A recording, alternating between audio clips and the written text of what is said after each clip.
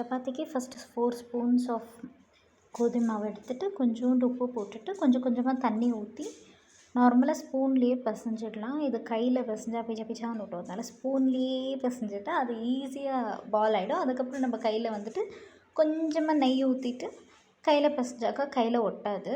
அப்போது அதை கொஞ்சம் சாஃப்டாக பிசையணும். ரொம்ப கட்டியாக இருந்துச்சுன்னா சப்பாத்தியும் கட்டியாகிடும். சாஃப்டாக பிசைஞ்சு இது கொஞ்சம் நேரம் மாவு போட்டுட்டு லாஸ்ட்டாக நல்லா பிசைஞ்சு கொஞ்சம் நேரம் ஊற வச்சிடலாம். லைக் ஒரு 15 to 20 மினிட்ஸ் ஊற வச்சுட்டு இதை எடுத்த பிறகு மறுபடியும் இதை வந்துட்டு கம்ப்ளீட்டாக கொஞ்சம் மாவு போட்டு நான் வந்து சின்ன சின்னதாக 4 பால்ஸ் பண்ணியிருக்கேன். அதாவது பூரி சைஸில் வந்து சப்பாத்தி பண்ணியிருக்கேன். நீங்கள் வந்து ஒரே சப்பாத்தி பெருசாக கூட பண்ணலாம், இல்லை சின்ன சின்னதாக பண்ணி 2 கூட சாப்பிடலாம். நான் வந்துட்டு இதில் ரெசிபியில் வந்துட்டு மார்னிங் அண்ட் ஆஃப்டர்நூனுக்கு எனக்கு 1 சப்பாத்தி அண்ட் என் பொண்ணுக்காக 2 சப்பாத்திஸ் பண்ணியிருக்கேன். இது ஃபஸ்ட்டு நல்லா மாவு போட்டுட்டு அது ஒன்று மேலே ஒன்று மாவு போட்டுட்டு வச்சா ஒட்டாது. ஸோ எப்போ இந்த மாதிரி மடிக்கிறோமோ அப்போ வந்துட்டு அந்த சப்பாத்தி கொஞ்சம் ஃப்ளஃபியாக, அதாவது புசு புசுன்னு வரும் அண்ட் சாஃப்டாக இருக்கும். அதுக்காக தான் அதை மடிச்சுட்டு ரோல் பண்ணுறது. அதை ரோல் பண்ணுறப்போ கொஞ்சம் திக்காக ரோல் பண்ணுங்கள். அப்போ தான் அதை வந்துட்டு சுடும்போது நம்மளுக்கு நல்லா பெருசாக வரும். எல்லா சப்பாத்திஸும் ரவுண்ட் பண்ணிவிட்டு லாஸ்ட்டாக ஒன்று மட்டும் நான் மடித்து காட்டுறேன். பிகாஸ் மடிச்சுட்டு நீங்கள் தட்டினீங்கன்னா சுட்ட பிறகு அது வந்து உள்ள லேயர்ஸாக வரும் அந்த ட்ரையாங்கிள் ஷேப்பில். ஸோ அது லாஸ்ட்டில் ஒன்று மட்டும் நான் அந்த மாதிரி பண்ணி காட்டுறேன். ஸோ இதில் கொஞ்சோண்டு நான் பட்டர் ஆட் பண்ணிவிட்டு 2 ஃபோல்டிங் பண்ணுறேன். அப்போது அது ட்ரையாங்கிள் ஷேப்பில் வந்துடும். இந்த மாதிரி பண்ணி பார்த்தீங்கன்னா சப்பாத்தி நிஜமாகவே சூப்பராக இருக்கும். இதில் பட்டர் கொஞ்சம் வெளியே வந்தாக்கா அங்கங்கே ஒட்டுற மாதிரி இருக்கும். ஸோ நல்லா கொஞ்சம் மாவு போட்டு பிசைஞ்சிக்கோங்க.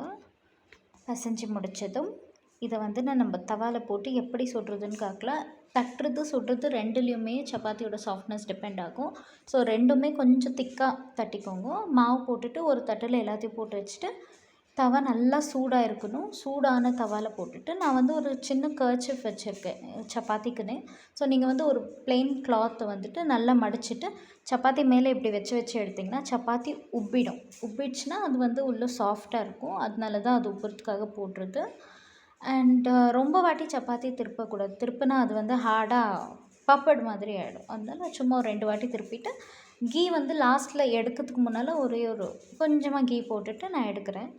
ஸோ இதை எடுத்த உடனே நம்ம வந்துட்டு சப்பாத்தி பிசைஞ்ச அதே கிண்ணத்தில் நான் போட்டுட்டு மூடி வச்சிடுறேன். பிகாஸ் செஞ்ச உடனே மூடி வச்சா அந்த சப்பாத்தி சாஃப்டாகவே இருக்கும். நீங்கள் காலையில் செஞ்சுட்டு ஒரு ஈவினிங் இல்லை டின்னருக்கு சாப்பிட்டிங்கன்னா கூட அந்த சப்பாத்தி சாஃப்டாகவே இருக்கும். அதனால இட்ஸ் பெட்டர் டு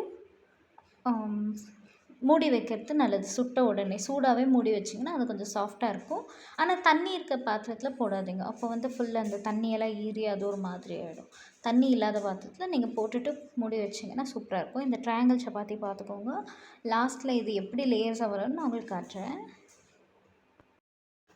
இங்கே பார்த்தீங்கன்னா இந்த சப்பாத்தியை நான் நல்லா பால் மாதிரி கையில் பிடிச்சாலும் அவ்வளோ சாஃப்டாக இருக்குது.